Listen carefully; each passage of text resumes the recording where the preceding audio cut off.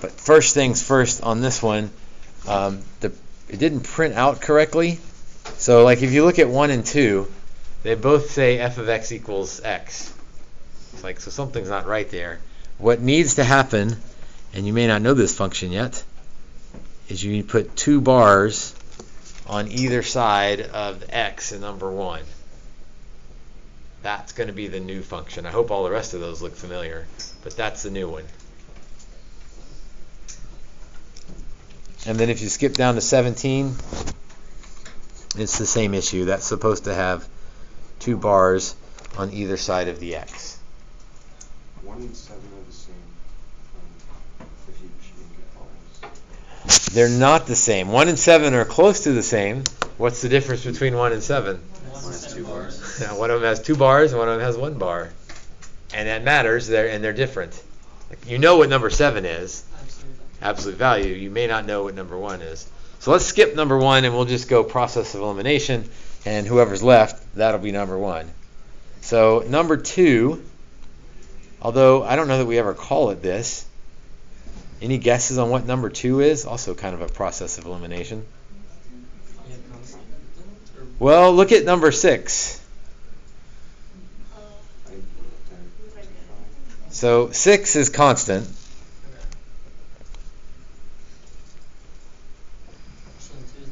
Number 2 is identity, meaning whatever we plug in, we get as the answer. So it's identical.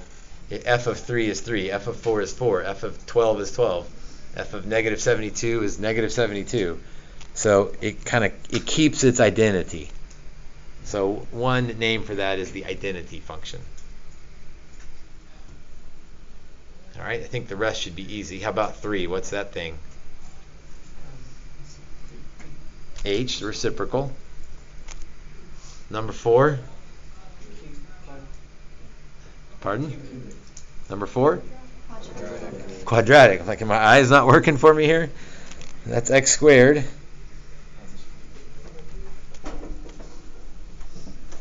So that would be a quadratic. How about number 5? Square root. Some are easier than others here. 6 we already said was constant. Like whatever we plug in, we're going to get C as the answer. 7 we mentioned earlier, it's the 1 bar on either side, so that's absolute value. And 8, there's a 3 there, so that's cubic. And so the only one that's left is the greatest integer function.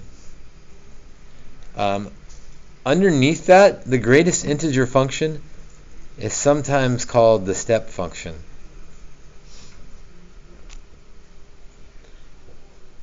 And if you look at the graphs beneath it, you can probably pick out which one you would name the step function. So let's do the same thing. Let's go 9 through 16. Number 9, what function is that? Well, we're messing with constant versus identity again. Remember, constant was y equals c, identity is y equals x. So 9 is the constant function. It doesn't change. So 9 is D. How about 10? Absolute value. 11? Uh-oh, which one? Reciprocal or square root? Square root. Number 12? Reciprocal. 13? Quadratic. 14, that's new, but greatest integer, aka step function. That's the one we're going to take notes on in a little bit. 15? Identity. And maybe it helps if you write y equals x, because that's definitely y equals x. Identity. And then the only one that's left, or you know what shape that is anyway, I hope, that's the cubic. And maybe just for study purposes, yes? Would the identity function also be called a linear function? It is a specific linear function. Like linear function is general. Like linear function is y equals mx plus b. So the identity function is a specific example of a linear function. Just to help in terms of studying and looking back at these, I'm going to label these, because calling them D, E, B, H, that doesn't really help. I'm going to put the equation on there with it. I think for those that are visual learners, it may help to see them right next to each other. Again, this isn't new information. This is just kind of reorganizing what's there.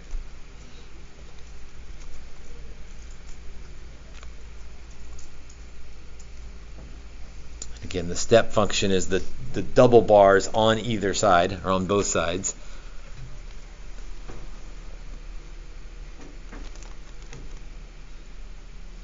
Okay, so parent functions. You guys are pretty good at parent functions. I mean, like you've only had one experience of an Algebra 2 class, but our Algebra 2s are very good at drilling these into you. In fact, this worksheet usually goes pretty quick because we spend so much time on parent functions and getting you guys to recognize the graphs and the equations and moving things around. So most of this worksheet is going to be pretty easy, honestly. I do want to talk a little bit about the step function, or the greatest integer function. So someplace separately,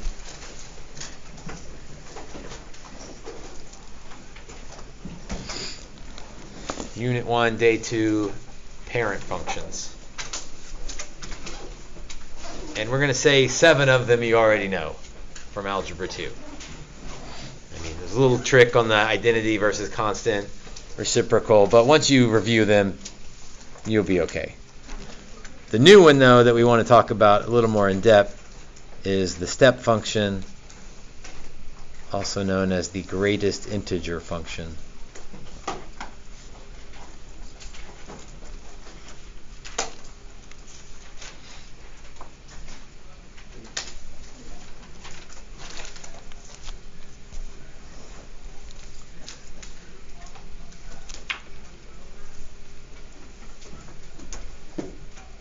And probably the easiest way to remember how to evaluate it is to round down. It's the round down function.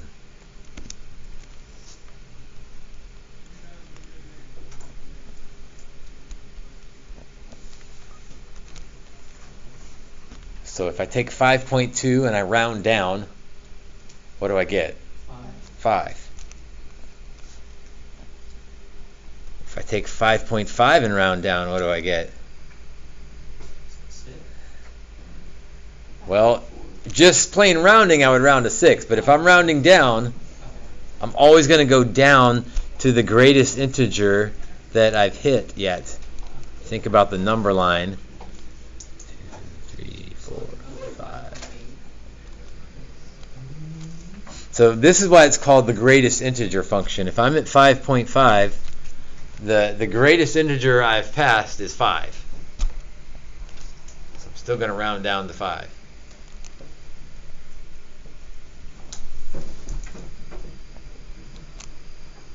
If I round down from 5.999, it's still 5. I haven't gotten to 6 yet, so I'm still at 5. And then when I finally hit 6, well, then I'm at 6. That's why it's called the step function. So you stay at 5 until you hit 6, and then you jump up to 6, and you stay there until you hit 7, and then you jump up to 7. So the graph, this is a little bit tricky. The closed circles are on the left end. That's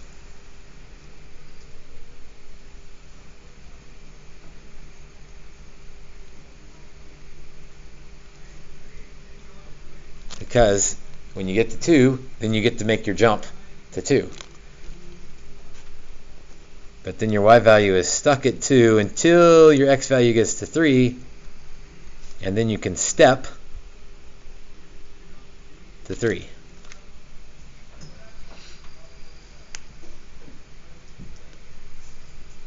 So picking out the step function is easy because they look like steps. Graphing it on your own is a little bit tricky because you got to get the open circles and closed circles correct.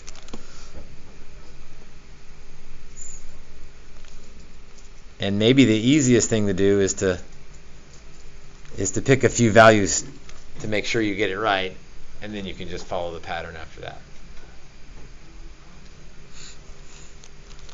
Where it gets a little bit tricky is in the negatives.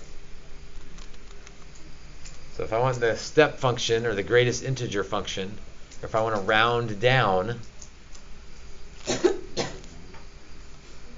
and maybe think about the number line, round down, or looking at the number line, we never use the phrase round left. That sounds weird, but that's what we're doing.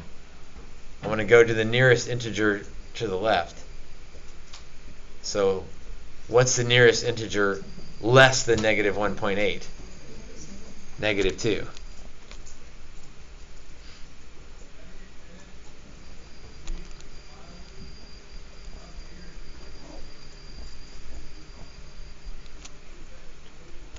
What's the nearest integer less than negative 1.01? So we're right there. We're almost to negative 1.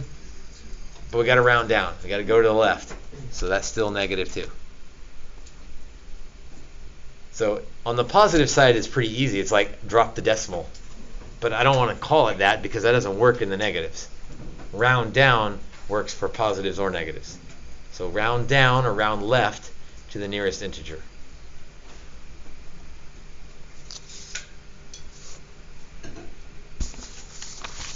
All right, so that's the new function,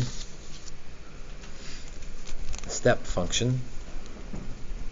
Now we're going to go back to some review, so I think this will go quick. Transformations.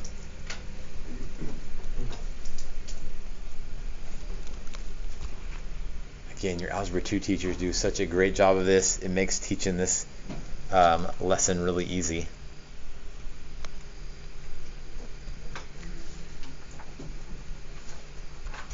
And it will really help next semester when we get to sines and cosines, because the rules will be the same, and you'll know the rules. And so once you get the parent function down, you just apply the rules. A times x minus b plus c. So you tell me, transformation experts, what does A control about the graph? Good. A stretch or a squish, maybe, if it's smaller than 1. Compression would be the fancy name, but we'll just say squish. It's shorter to write. Squish it. There's one other thing that A could do. It could flip it. What would make it flip? Negative.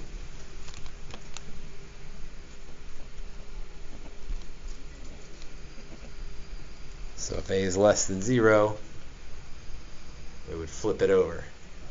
And remember, this applies to not just, like this one's a line, but it applies to all of the parent functions. So you learn the parent functions, you learn the rules, and then you can put them together and you can graph just about anything. What about B? What does B control? What was that? Horizontal shift. Left-right shift.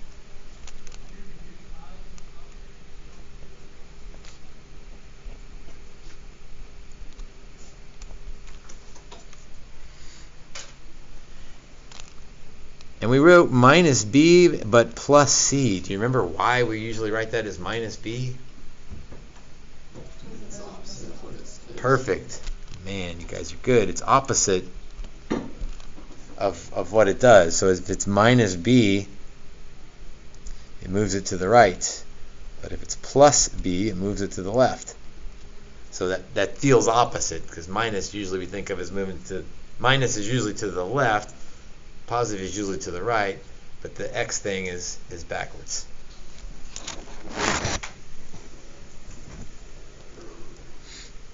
And how about, what does C control? The vertical shift, the up and down shift.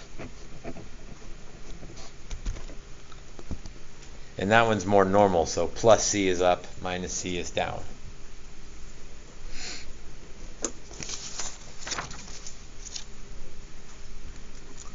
Let's graph a couple things. Again, this is old news. We think, we hope.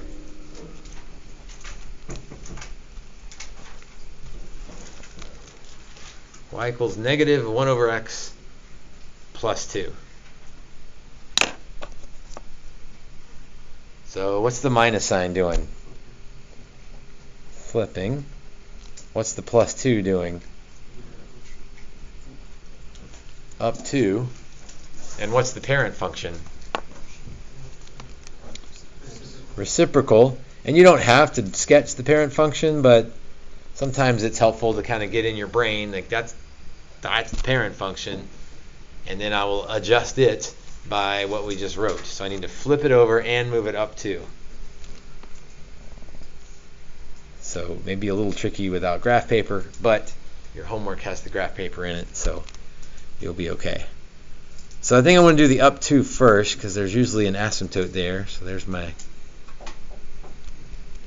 sort of my new starting point, my relocated origin, or my new origin, if you want to phrase it that way. Normally it looks like this, but I've got to flip it over. Maybe it would help, I don't know, if we plugged in 1, we usually get 1, but now we're going to get negative 1 from the new origin. So I'm going to go over 1 and down 1, because I've been flipped.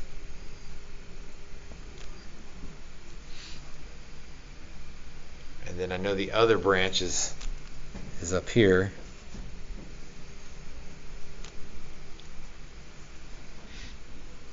And then what I think is helpful on these is after you graph it, make sure that your graph matches what you wrote.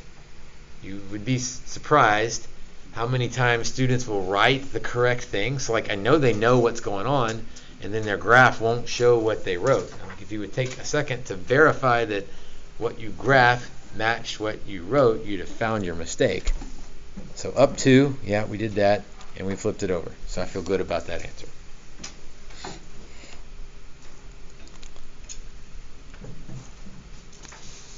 Let's graph one more, and then we'll do kind of a backwards problem. And then we'll be done.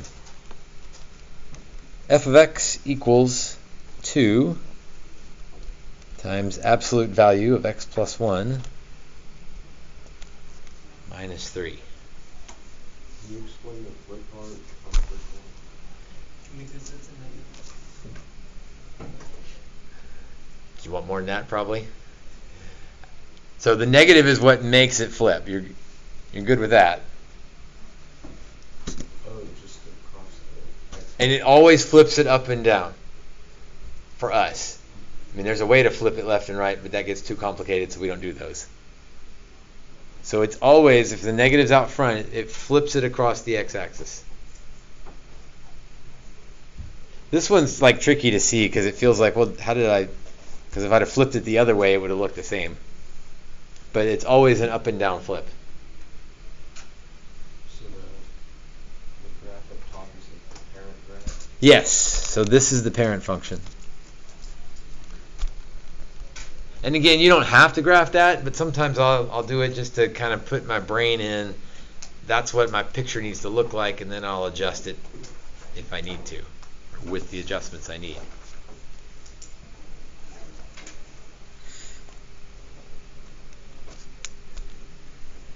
All right, so number 2, what's the 2 out front do? Stretch. What's the plus 1 do? Left 1, because it's backwards, so plus 1 means left 1. And then the minus 3? Down 3. And what's the parent function look like? Absolute value, and so yeah, it's the v. So again, I don't have to show this, but there's just a lot going on, so it helps my brain sort of focus in. So I need to take that parent function, absolute value, and do all of that stuff to it.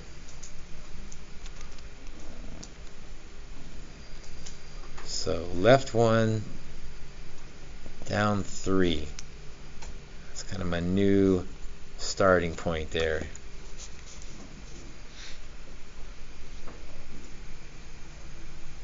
Now, normally for an absolute value, we do 1, 1, 2, 2, 3, 3, and we head off nice and even, but with that 2 out there, we're going to stretch it. And so instead of going up 1, we'll go up 2. And instead of going up 2, we'll go up 4, and so on. It's like our absolute value doesn't have a slope, but it's kind of like the slope. It stretches it out. It changes the... Again, I can't use the word slope because that's not technically correct, but it changes its steepness. There we go. Phrase it that way. Up 2 over 1, up 2 over 1, and so on. So we've got an absolute value that is steeper than normal. Again, I'm doing the check thing here. It's steeper than normal. I stretched it. We moved it left 1, and we moved it down 3. So I feel good about that picture.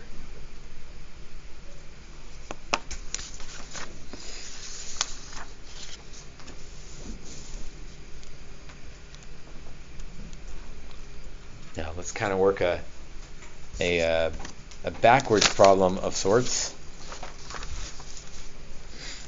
Let's write the equation, and I guess because it's backwards, it just depends on the person if these are easier or harder. Write the equation of a cubic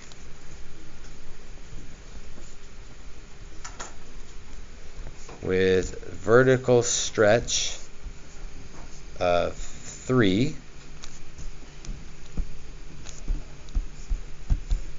and a horizontal shift of right 5.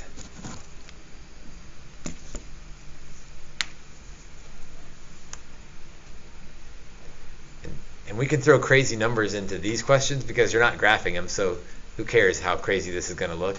All we're asking you to do is write the equation. So write the equation of a cubic, vertical stretch 3, horizontal shift of right 5. So cubic is x cubed. That's not my final answer, but that's sort of what I'll work with here.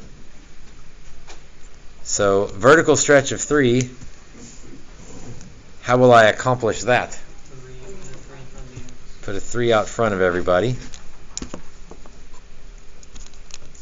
Horizontal shift of right 5. Well, when you say at the end, yeah, with the x. Horizontal is the x thing, so it needs to be with the x. So x minus 5. And then, I don't know, maybe you think this is a dumb mistake, but people will make it. They'll stop there and say, I got my vertical stretch, got my horizontal shift, I'm good. I need to make it a cubic. So you did this transformations, but you don't have the parent function thing there yet.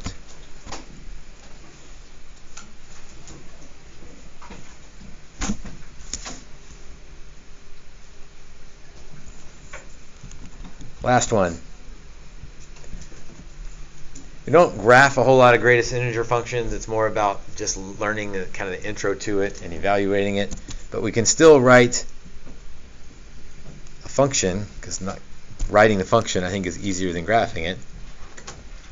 Write the greatest integer function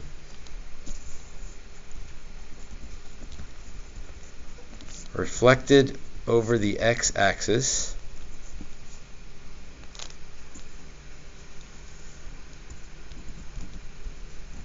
with a shift of up 4.